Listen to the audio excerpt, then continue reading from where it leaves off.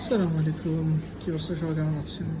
অনেকেই চিন্তা করেন যে হচ্ছে চায়না আসার পরে হালাল ফুড পাবো কিনা। আমি এখন একটা হালাল রেস্টুরেন্ট আছে, আপনি দেখতে পারবেন এখানে মদ এবং কি ধূমপান এখানে টোটালি নিষেধ এই মানে এই রেস্টুরেন্টটাতে। এবং আপনি যদি দেখেন যে এখানে দেখবেন এরকম হয়তো বা আরবিতে লেখা থাকবে হালাল, অথবা এই সবুজ চিহ্নর ভিতরে এরকম ছিংচ্যান দুটো ওয়ার্ড লেখা থাকবে, এটার মানেই হচ্ছে হালাল।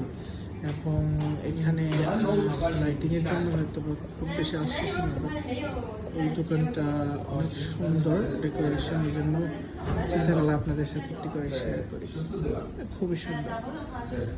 এই হয় হচ্ছে সিম্পলের মধ্যে, সাধারণত এরকমই হয় সবগুলা মানে হালাল রেস্টুরেন্টের ডেকোরেশন। অল চায়নাতে আমি মনে করি যে একই থাকে, এরকমই হয়। সো এই আর কি, এখানে ড্রিঙ্কস আছে, সবগুলাই হচ্ছে কোল্ড ড্রিঙ্কস, এখানে কোনো